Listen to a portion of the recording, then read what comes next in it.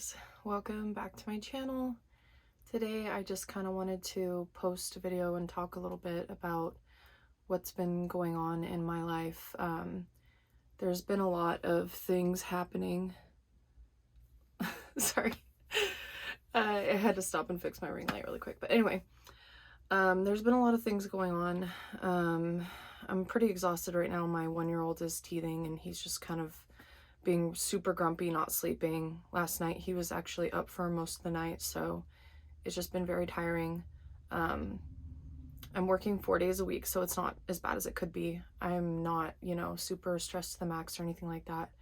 But I do work 2 7 to 3 shifts. That's 7 a.m. to 3 p.m. and then 2 night audit shifts, so that's 11 p.m. to 7 a.m. so it's like complete opposite. Tonight I'm actually working my night audit shift, so that's usually the shift where I catch up on watching videos, and yeah, it's a very, very quiet night for me, so I can pretty much do whatever I want. But anyway, the reason that I'm posting this video is because I wanted to talk about why I've been absent for about 2 weeks now. It's just been a lot going on. When I was really young, I was about 7 years old, I think. I had swollen lymph nodes right here in my neck, and my mom took me to the doctor, and they told me that as long as they didn't get any bigger, it was okay, like not to worry about it. But yeah, I pretty much had these on my neck for 25 years now, and I've never really thought anything of it. They've just always been there. I've never had issues or anything like that with them. They swell a little bit more and get tender when I'm sick, so it's just, just normal for me. But about 2 months ago, I was feeling the back of my neck right here because my neck was sore, and I found a lymph node kind of at the base of my skull that was swollen. And I was concerned, but at the same time, I was just kind of like, well, this happens, whatever. I didn't think much of it. But then 2 weeks went by and it was still there, so I started to kind of worry about it. I brought it up at my doctor's appointment, and she just told me, keep an eye on it. If it's still swollen next time, we'll talk about it. So another month went by and it was still there. So I went to my next appointment and I let her know it's still there. So they started feeling it. They didn't really say anything, but they were asking me questions like if I have fever, night sweats, stuff like that. So I kind of figured out that they were trying to, rule out me having lymphoma. And that's when I started getting really scared.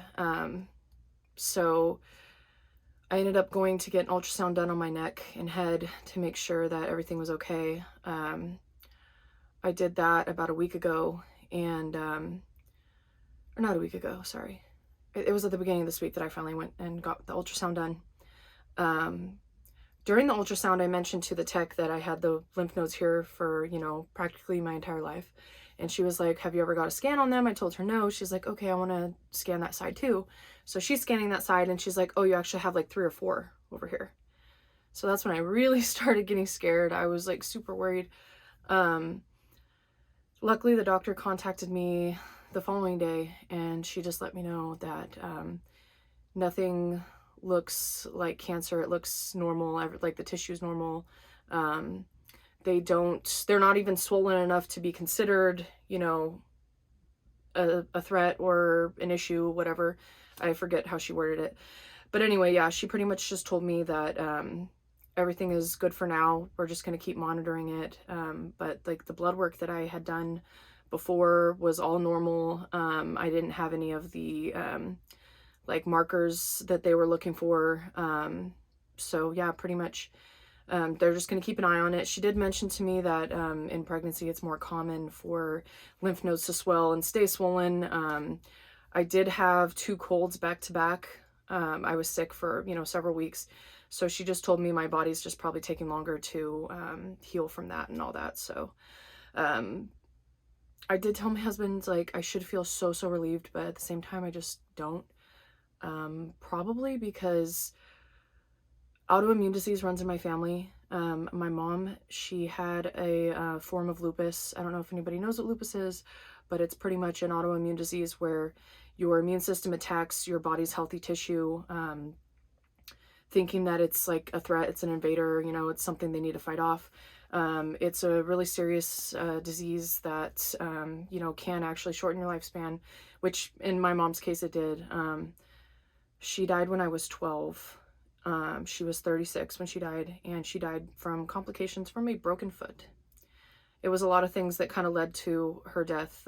It like resulted in a malpractice suit actually with the doctor that she was seeing, because it was just like, in her case, like the doctor's behavior was like so negligent that, that's what ended up happening. But anyway, um, when you have lupus, you are more prone to developing blood clots. And sorry about that, my toddler wandered in.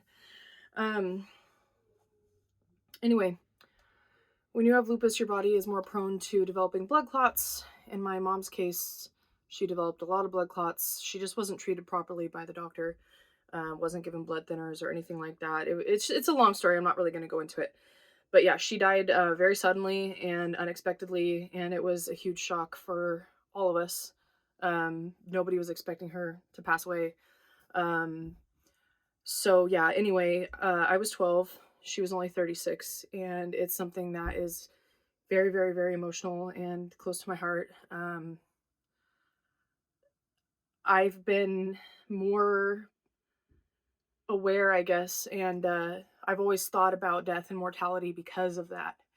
And the closer that I get to the age that she was when she died, because I'm now 33, I just think about the fact that I need to be here for my kids. I don't have either of my parents. Both my parents have passed away. I'm not close to any of my family.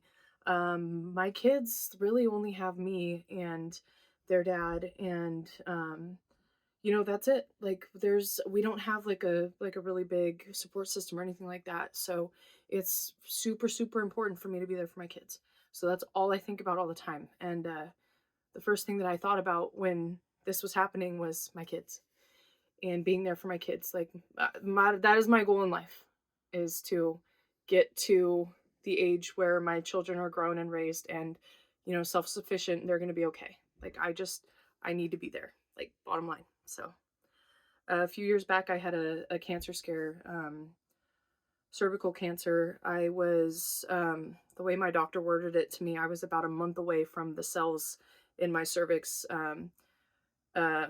what's the word, progressing, mutating, whatever, into cancer. I was very close, so close that I had to get 2 different procedures to remove all of the cells. And after the second procedure, I was told that if that didn't work, I was going to have to get a hysterectomy in order to prevent those cells from progressing into cancer and me developing cancer. So yeah, anyway, that was in 2020. It was very scary. About a month and a half of my life spent worrying and, wondering what was going to happen. And at that point also I was told that, they had to remove so much tissue I might not even be able to have children anymore, which was very devastating to me because at that time I only had 2 and I had definitely wanted more. And obviously that didn't happen because now I'm, have 4 children and I'm pregnant with my 5th. And it's a blessing to me to even be able to have more kids and to grow my family. And yeah, pretty much my kids are the most important thing in my life, like hands down.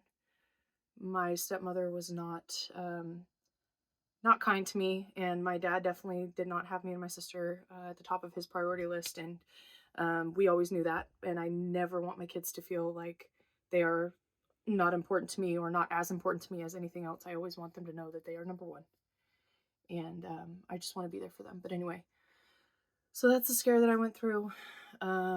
It was very difficult. I'm still worried. I still do have some swelling in both sides here. Um, I did listen to the doctor, and it's not at the top of my mind anymore. I'm trying to just not worry about it for now because they are telling me not to worry about it. But I have lived for many years believing that I am living with an autoimmune disease that's not been diagnosed, because my sister also has an autoimmune disease. My mother had one. My grandmother has one. So it's just, I have a lot of symptoms of autoimmune disease. I was tested years ago for lupus. I got the ANA test done and it was negative. So my doctor at the time didn't want to send me to get any more testing done. But this is another thing for me that just kind of is validating like my feelings that I've had over the years that something's wrong, because I've had tons of symptoms over the years. But definitely I decided that after I have the baby, I'm going to go get more testing done and actually go see a rheumatologist and try to figure it out, because it took my sister years to get diagnosed with her disease. It's very it's a rare disease. It's not very common. Um, and she actually had a positive ANA, but didn't have enough symptoms to fit lupus. So they took them years to figure out exactly what was going on with her. But anyway, um, I decided I'm going to pursue that after the pregnancy. Unfortunately, right now at this point, pregnancy changes a lot of elements in your body. It just throws off the chemistry completely. So my doctor had told me that if I were to try and do testing right now, it probably wouldn't be accurate. So I'm pretty much going to wait until after I have the baby and my body returns to like the pre-pregnancy, like homeostasis, and then I'll take it from there. But anyway, just wanted to share. I usually try not to talk too much about personal things. I like to stick to, finance and budgeting. But this is just something that's like really deeply affected me, and I just wanted to share and talk about it. Um, and maybe it can help somebody. I don't know, but yeah, that's where I've been, and that's what's been going on, and what I've been going through most recently here. Um, I also did want to talk about, I am doing the giveaway. So I did announce it in one of my previous videos. So now I am going to be doing the giveaway. Pretty much I'm going to have you guys comment down below. I did do a poll and I asked what you guys would want. I gave a couple options. It looks like most people had chosen getting items from an Etsy shop and getting cash, because I wanted to do like a kind of mix of things. So I can either send cash in an envelope, which I think would be kind of a cute idea, but probably not the safest. Or I can do it through, Cash App, Venmo, buy me a coffee, whatever it is that, you guys have. So I kind of decided I want to do part cash and then part Etsy shop type of stuff. So I was thinking that I could do either an Etsy shop of your choice, or if you wanted something from my shop, I can do that, or I can choose a shop. So that's pretty much going to be what we're going to do down below here. I want you guys, if you would like to be part of the giveaway, to leave a comment. Hashtag giveaway. Just make it simple. Giveaway. Hashtag giveaway. If you'd like to be a part of it. And then also I want you to include which way you'd like to receive cash, and then also for the Etsy shop items, if it's going to be an Etsy shop of your choice, Etsy shop of my choice, or items from my shop. Either way, that's how we're going to do it. I think it's a good idea. So I'm going to do a little bit of cash, probably $25 for each person. I'm going to choose 2 people, and yeah, that's the way that we're going to do it. So if you want to enter the giveaway, in the comments below, hashtag giveaway. Just because I have a really crazy week coming up this week, I'm going to be doing it on the 1st. So 1st of November is when I'm going to purchase the items, send the cash, do all that. It's going to take a little bit of planning on my part. So this week is crazy. I just want to kind of push it to the following week because of that. So yeah, that's when we're going to do it. I will choose the people in my following video. So I will probably choose winners next week. And then I'll spend that time the days afterwards reaching out to everybody, getting all that settled. So thank you guys so much for supporting my channel. Getting me to 500 subscribers, I think, is awesome. I really never thought I would get that far. I just did this as like, something fun for me to do, to kind of document my journey, my budgeting journey, which has been really, really fun. I've had a really, really hard year. So I was at a really good place at the beginning of the year. If anybody has seen my videos, from the beginning, I had saved so much money. I was doing so good. And then my car took a crap because it's an older car and I had to buy a new one. I'll link the video down below kind of explaining everything. I don't want to go into detail about that again. It's been just a pain. But I did purchase a car from somebody. It was a third-party sale. I asked all the right questions. They gave me all the right answers. I trusted them. And yeah, pretty much I had to take out a $2,500 loan to do a bunch of repairs in a car that I had already spent several $1,000s on. So yeah, it was very, very heartbreaking for me. I learned a good lesson, but it was very heartbreaking for me because all that money that I had worked so hard to save from December is when I started budgeting, all the way to May, just gone. And then the past few months I've spent struggling trying to pay back that loan. But this is kind of why I'm bringing it up, because my loan is officially paid off. I have an extra $500 a month now that I don't have to pay towards that loan. Um, my budget has just been, bare bones. Like, I've been, scraping by lately. It's been very, very difficult. So I am just absolutely ecstatic. So happy that that loan is paid off, and now I have breathing room and extra money in my budget. And yeah, it's just, it's a great feeling. I'm super happy about that.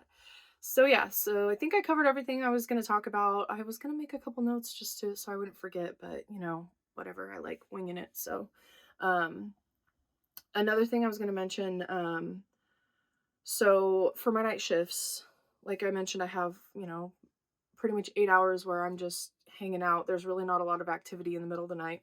Um, so one of the things that I do is I catch up on videos on Fridays and Saturday nights.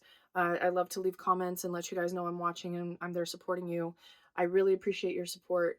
And I want to show you guys that I'm also there supporting you and watching your videos and helping you grow. So I'm a little bit behind on videos, but I'm definitely going to spend the next couple days catching up and saying hi. But one of the things that I do that has actually helped me a lot, I made an account with SwagBucks, and at first I was like, I don't think I'm really going to make any money off of this. And honestly, you don't really make a lot of money unless you do put in work, which is why I do it, because I have time. I have 8 hours where I'm sitting there and I don't have anything to do. And I do that twice a week, just sit there for 8 hours. So I was like, you know what? I'm going to give this a shot. I have been on there, and then I've been doing this for probably about a month now. Yeah, I'd say a month. And I've actually cashed out about $225 worth of gift cards so far, which might not seem like that much, but for me it's been a big help, because I use the gift cards to either get like a prepaid Visa, which I can spend on whatever I want. I usually put it towards groceries or stuff for the kids. But my favorite thing to do is DoorDash cards, because sometimes there are nights, especially now with me being, I'm almost 20 weeks pregnant now. I'm right halfway in the pregnancy. But sometimes I don't have any energy. I don't want to cook. I don't want to do anything. So it's really nice to have those gift cards, because I just upload them to my account and I can just order food. And then it's like guilt-free for me, because that's money I got for free for taking surveys. We're participating in research groups, which I've been doing lately too. I'm in like 3 groups right now. My last group, I just got paid out $50 for just like 2 weeks of just, casually answering questions here and there. I didn't even put that much time into that group. I put maybe 15 minutes of my time into answering questions over like 2 weeks, and they paid me $50. So it's not like, oh, I can quit my job and make money off doing this, but I've been able to actually, help supplement, aspects of my income, and it's been really, really cool. So I just thought I would mention that if there's anybody that, has time on their hands that feels like doing that. I understand if you're like super busy and you don't have time to do that, it's probably not a good idea. But like if you're like me and there are times during your day like that where you just have all this extra time where you're not doing much, it's actually a cool way to do that. And that's how I've also been offered spots in those research groups, is through doing surveys on SwagBucks. And the DoorDash, like I said, is my favorite. Those gift cards are awesome, and it's totally guilt-free for me, because that's not my money that I'm spending. I just got that for answering questions, so it's pretty cool. But anyway, I wanted to bring that up as well, and then I'm also going to leave a referral link for that in the description below if anybody is interested in signing up. It's pretty cool. But anyway, I think I've covered everything that I wanted to talk about. And again, I appreciate all of you for watching, and thank you for the support. There are several of you who are constantly in my comments, showing me support, giving me love, and I just wanted to let you know I really, really appreciate it. You guys are awesome, and I will see you next time. Bye.